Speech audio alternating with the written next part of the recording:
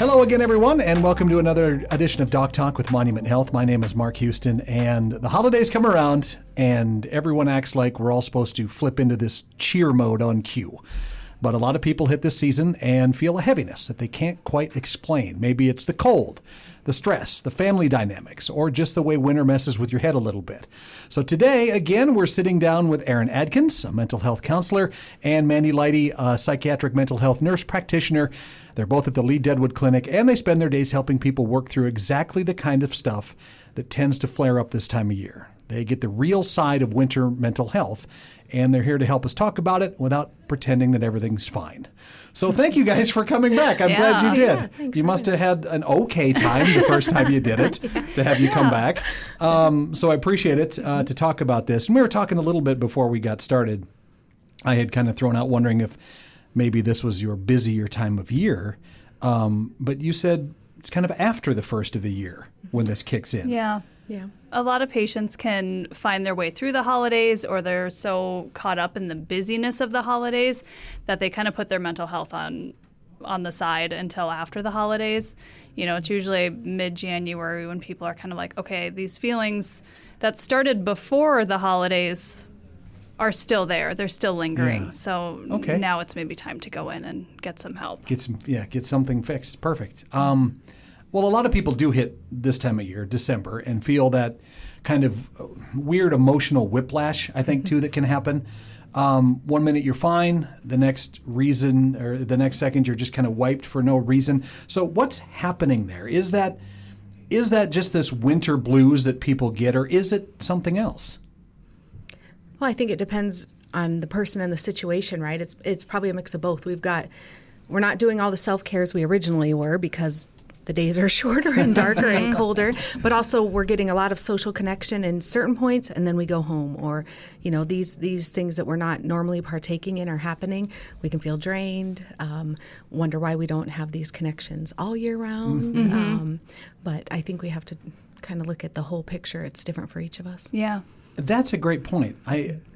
People do get connected more this time of year, but can feel like they're not, which is interesting, I guess. I mean, explain that a little bit if you can. Why does that happen to people? Why do we get around people and we feel happier, but inside we just know something isn't right? Well, some of that could do with, experiencing times of depression during this time where the season or the days are shorter. That would be known as like a major depressive disorder with a seasonal pattern. People often notice that their moods decrease when we start to change time, and that they are not getting as much sunlight, and that they're starting to feel these feelings of mutedness or downness, finding themselves sleeping more or eating more. And those, a lot of things are triggered almost by that season change. So when there's that pressure then that must pop up for these people too, to be cheerful when you get around family and you get around people, even when something in your life is falling apart. But then how do you help people navigate like a holiday gathering when they've got a bunch of stress in their life and they're like, look, I don't want to unpack this when we're sitting around eating, right? What steps do people need to take in that situation? Well, I think it's expectation setting. We are inundated with so many of these Hallmark movies or Lifetime movies that paint this picture of that, the holidays are perfect and, nothing goes wrong. But that's not real life.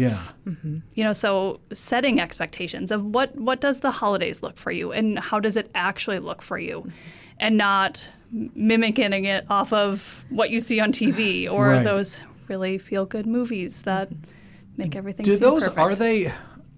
I suppose they can be kind of harmful in certain situations, can't they? And they're so unrealistic to begin with. Yeah. But people do turn to that and think, well, yeah, that's how I'm supposed to feel. And when they don't, then that's where I would assume the problems arise. Yeah. I think expectation setting and goal setting is really important. We talked a little before this. If I'm already working with clients, starting in October, where I'm asking about the holidays. What do those look like? You could be sitting across from someone at a church function or a school function who's not as joyful as you, and they've lost someone this year. This is their first Christmas or Thanksgiving without that person in their life, and they're trying to figure out how to navigate that. What does it look like? So setting, with each client, depending on what they've been going through and experiencing this year, leading up to the holidays can mean something totally different. We don't want to sit at the table and be the Debbie Downer. That can make us feel kind of resentful. People don't want to hear problems. It can make us feel sad. But also we want to enjoy the people around us too. So it's kind of a mixed thing. Are we going to talk about the hard stuff at a session or with your confidant and then go into these events, ready to partake and connect the best that we can? Or are we going to sit there and feel sad that we're not talking about it, there? Each person's different, and I think their family dynamics plays a big role in how they're going to come to the table. Yeah, so to speak, right. Yeah. So we talked, you hit on a little bit of this earlier about loneliness that happens this time of year. I struggle to understand that when people are around family and friends that they genuinely care about, but there is still that feeling of being alone. Can you walk people listening through this that might also not understand how does that, and this is a silly question, but how does that work? If you're around people and friends and family that you like being around, but you still feel this heaviness and emptiness, what is that? I mean, it's a sign of depression. We talked in our last podcast about the timing of these symptoms really makes a difference on diagnosis, right? So when we think about seasonal affect disorder or affective disorder, if these symptoms persist for more than 2 weeks, that feeling of empty or loneliness when we're around other people, we're not engaging, or we are engaging, but we go home feeling sad, upset, we're eating more of certain foods than normal, then after 2 weeks or so, we probably want to go talk to Mandi or I or your primary care doc, because that's a sign of depression. Now, winter blues is a little less severe in the sense of our holiday blues. Being a military spouse and kid, we came home at the holidays. It was like the red carpet's laid out, right? Like the whole family comes together. You do the things, but then you leave, and all that connection then is lost. And I think that happens, we're more, we're living geographically distant from each other as families of origin, nuclear families now. We all come home and have a great time, and then we're reflecting, oh, I'm going to be leaving, or I'm going back, 500 miles away. I'm going to miss this, or why don't I get this all year round? And that can kind of promote that winter blues, holiday blues, more than seasonal depression. Okay. So a lot of people have money issues, too, when it comes to this time of year, right? So there's going to be a lot of people lying awake at night, calculating what they can or can afford when it comes to this time of year. So how does that kind of pressure show up mentally? How do you keep it from snowballing, though? That's the thing. Yeah. Because when you're laying there at night and you're worried about that, it's hard even if you don't have these kind of issues to not let your brain just beat you up. Right. And depending on how long that's going, that could also meet criteria for a depressive disorder or, the holiday blues. It depends on how long it's lasting. If it's lasting more than 2 weeks, where you can't control your thoughts at night, you're not sleeping as much, you really need to talk to your provider and, see if you should be enrolling in counseling or if medications would be a good fit for you. So just a 2-week window is kind of what you guys look for in situations like this. 2 weeks of persistent, the same symptoms. We are going to ask about that over time. And that goes with regular depression or major depressive disorder, anxiety, seasonal affective disorder. If these are persisting for 2+ weeks and you can't use any of your normal coping skills, or you find yourself pulling away further and further, it's time to talk about that, because that 2 weeks is easier to start getting out of than 2 months. 2 years. Down we got road. more work to do. Yeah. That financial piece, I want to normalize that. I have lots of tears on my sofa about finances, especially the past few years. Costs are my dad and I were just driving down. He's like, oh, gas is going down, diesel's going up. If you drive a diesel and that's your normal form, we're looking at $4 in some place. Groceries are high. So even your Thanksgiving meal is costing more than it did last year, the year before. People are stressed about finances right now, and that's a big deal. We want to talk about that. As far as what do we do? Do your best not to go overboard. Stay in your budget. Everyone's going to have to try and do that this year, right? we bake lots of cookies at my house and pass out to all the Right. people Yeah. around us. I've got clients that are already working on homemade gifts. And then not only are you saving your budget, you're engaging in your hobby. I've got people doing woodwork, people who can help out their family and offer services, So we're saving and we're engaging in something that brings us joy. We're going to feel a lot better at that on December 26th. Yeah. I think that's a great idea. I never considered that, to point people in the direction of things that they're good at doing or that they enjoy doing that can be turned into a gift. I mean, it doesn't necessarily have to be anything physical. I mean, if you're good at teaching somebody something too, if you're good at, I don't know, I kind of talked myself into a corner there a little bit, but you know what I mean. Yeah. There are things, but woodworking, baking, all kinds of stuff like this can be wonderful gifts. And I think what's hard about this though is getting people to think, well, I have to go buy the newest, latest, whatever for kids or family or. That probably still is difficult. Yeah. And that falls in with that expectation setting Yeah. too. And learning to say no, like learning to not That's overextend yourself. Yeah. Say no to the extra whatever someone's asking you to do. And it's okay to say, it's not good for my mental health right now, or I'm not in a good spot. Right. And that's okay. I think that's what's helpful now more than ever is you just said words that I think 20 years ago, people wouldn't have said to anybody because they would have been ridiculed, they would have been mocked, they would have been, like, oh, just suck it up and get over it, right? Yeah. You're fine. But now that people come out and say those things, it has to help. It has to Yeah. be kind of a relief when you guys encourage it. Well, and you can ask your family. Let them know what's going on with Yeah. you. Talk to them about it. Be open about it. Or your close friends, your circle, your people. They're going to be the ones who can help support you through that too and help guide that and be okay with you saying no or Right. knowing that you're not going to do the Christmas caroling because it's too much for you right now. Yeah.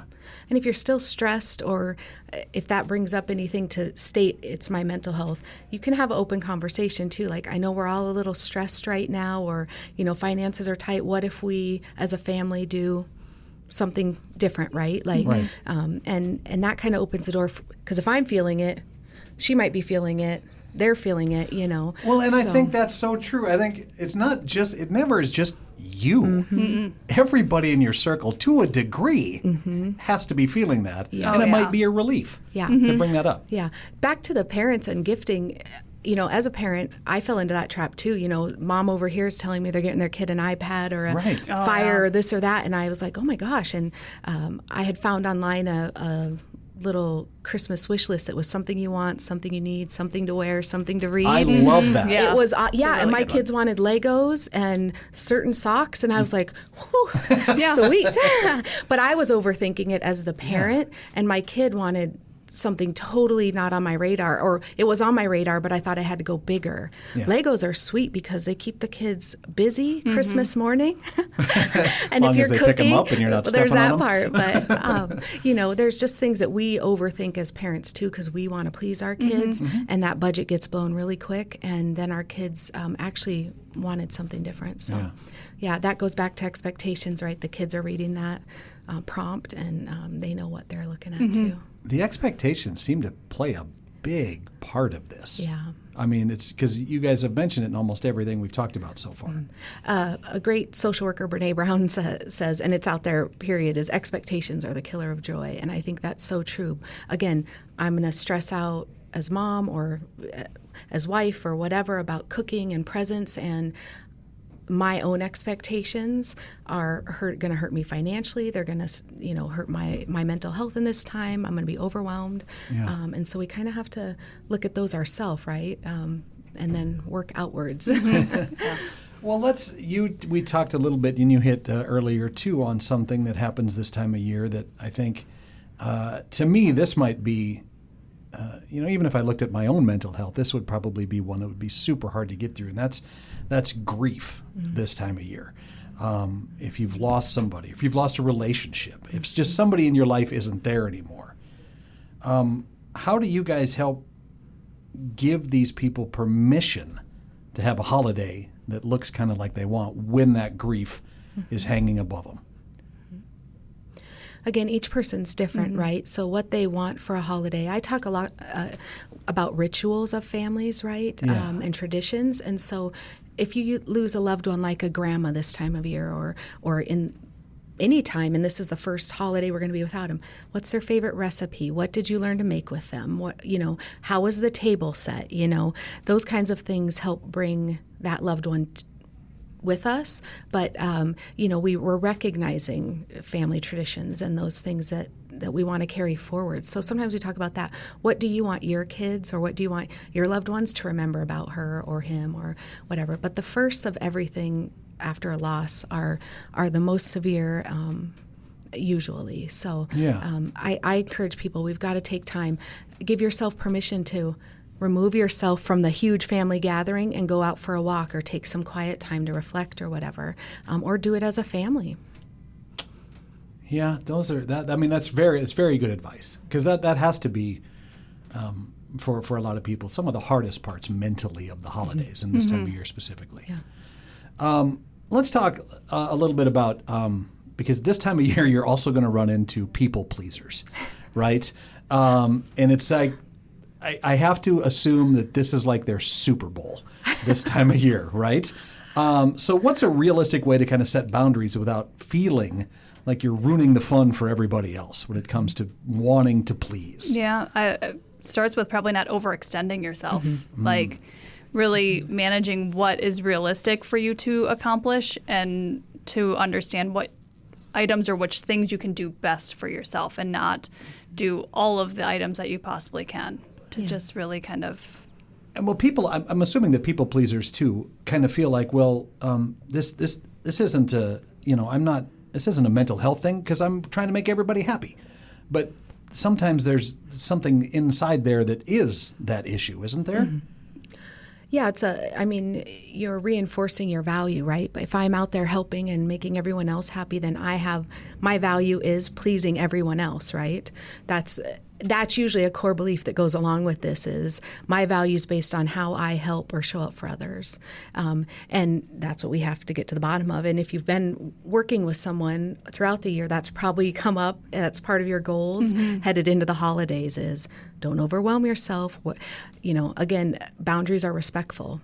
They teach others how to treat you, and then it keeps you in your lane too.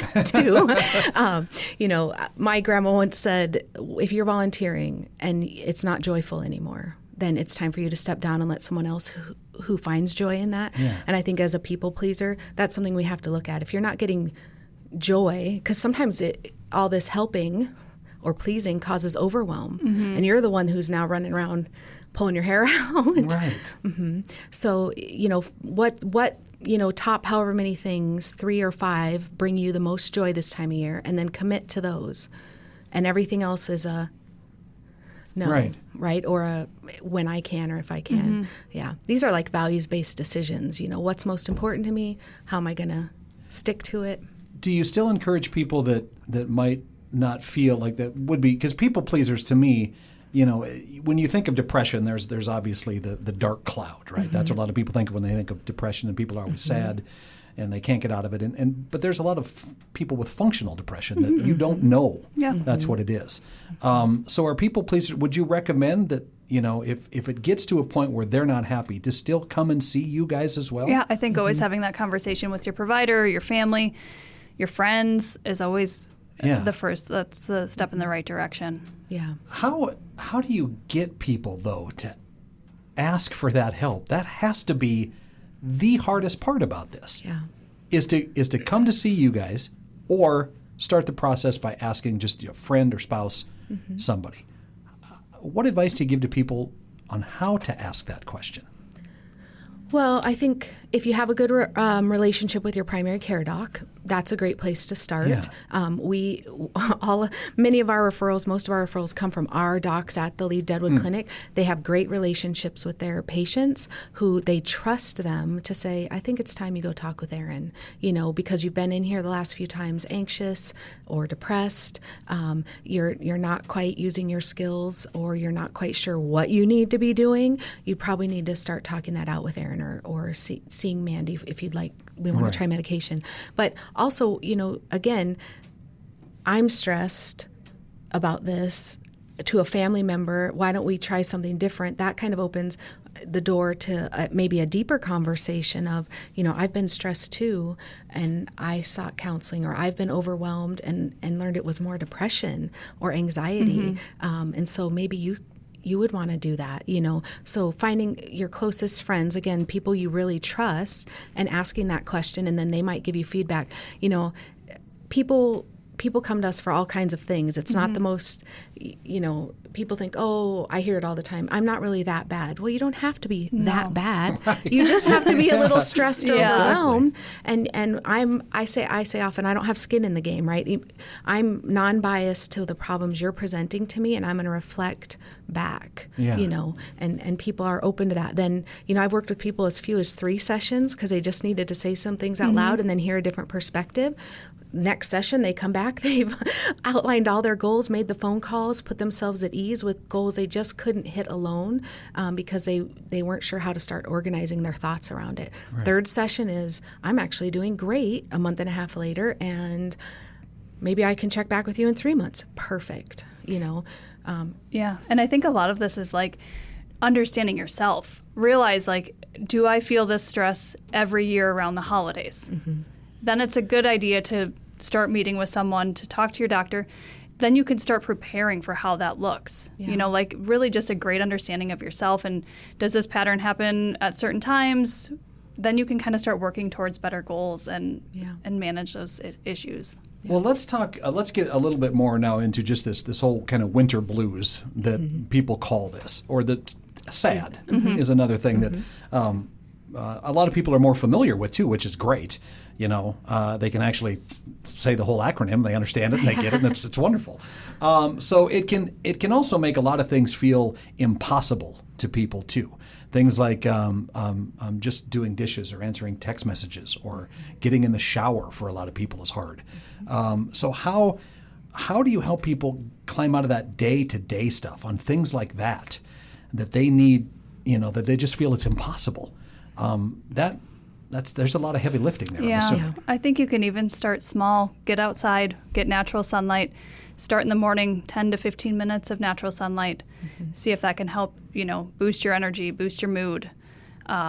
Just find the things you enjoy and really kind of capitalize on that. Like the concept of finding coziness in the winter. Light candles, turn down the lights, have bright lights in the morning but turn them down in the evening. Find your favorite blanket, your favorite hot beverage. Just find ways to embrace very small things. Yeah. Well, the last time I talked to you guys, you mentioned the bright light in the morning. God, I'm so impressionable when I do these podcasts with you guys that really know what you're talking about. It's all I've been doing now. I'll get up in the morning, get the coffee and breakfast, and as soon as I see the sun, I go sit outside. And I'm like, yeah.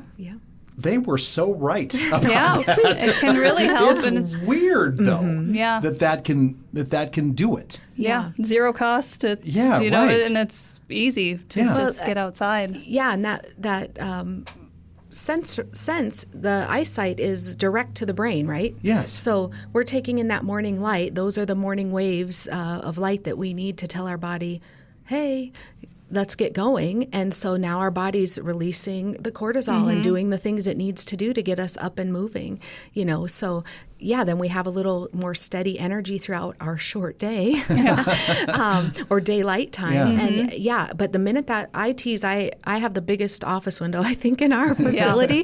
And the first year I was there, once that winter sunlight hits the Western Canyon, it's a snooze. And I never had that problem before working in an enclosed space, which is interesting to me, with no windows. But now that I'm in it, I know the full day, right? I get the sunrise and the sunset in one working day.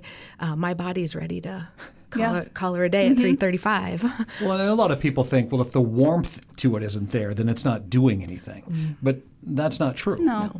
No, it's about the color waves and the light of day, the time of day. Not just the vitamin D hitting your skin, but it's the whole. Yeah, and even just being out in nature, getting fresh air.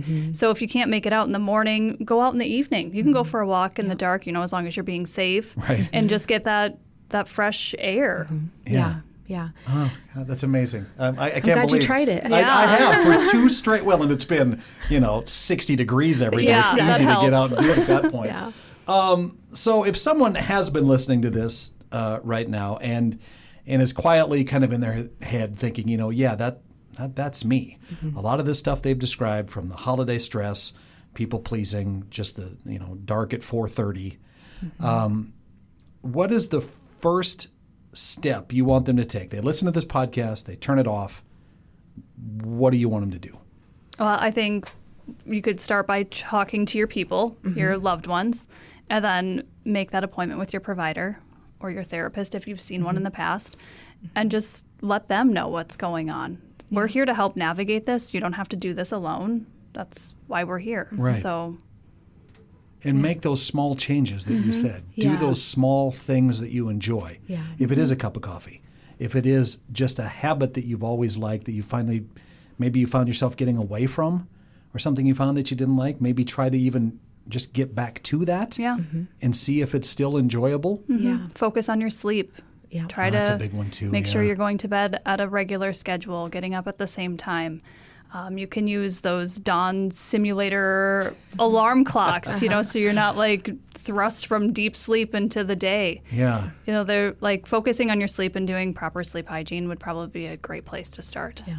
Do we, up here with our shorter days, do people still, when it comes to this time of year in Florida or Southern California, do they still have these same... is a lot of this still there with them too? They can't all be. Obviously it's not just because we're missing out on 4 hours of light. Yeah. I think it probably changes. Someone in Key West is going to have more than someone at the equator. Right. Whereas someone in Key West is not going to have as much seasonal affective as someone in Alaska. So I think it just depends. And, other people can have like a summer onset of this with humidity and heat. So I think it's really recognizing your patterns, and if these things are affecting you, and like a pattern to identify that and then talk to your provider about that. Yes, it's funny you say that, because that's how I feel in the summertime. I don't like the heat. I don't like that humidity. And I do find myself getting a little crabbier, even though. But then I'm like, well, now my crabbiness lasts till 9 o'clock, because that's how long the sun's up till. Yep. This is my favorite time of year. This is when I love not just the holidays, but I like that darkness, because that is a cozy feeling. And I'm sure some people, can feel that way too. But that's interesting that it can work both ways. Yeah. It's really just a seasonal pattern to it. It's so it could be whatever pattern suits you, or that happens to you or doesn't suit you. Some weirdo out there. I just hate April. The whole month is. Well, it's always fun to have you guys come in, Erin Adkins and Mandi Leiti from the Lead-Deadwood clinics. Anytime, of course, the door's open. You've been here now twice in 2 weeks, so I'm very happy about that. That you guys have found some things that you really want to get out to people to understand, and again I can't stress enough when I do radio shows or the podcasts, is that mental health is not, there shouldn't be stigma to this anymore. We should finally have moved beyond that, because when you break your arm, you don't try to hide it. It'll be fine, it'll go away, don't worry about it. You go get help. And your brain runs the whole thing. So fix it. Get out there and fix it. Yeah. And if you guys, anything else you want to just kind of leave out there as we head into this season for people before we go? I agree with Mandi. Notice if this is persisting for you over the 2 weeks, you've tried some of the coping strategies we talked about today, then just give us a holler. Come see us. But you got to notice it in yourself too. Like you said, you got to ask for help. So don't be afraid to do that. Right. Yeah, and Perfect. You're not alone. You're not alone. That's very important too. We're here to help. My goodness. And it's a nice drive up to Deadwood. That's right. Check them out. And it's cooler in the summer. No kidding. Thank you guys for coming in again. I appreciate it.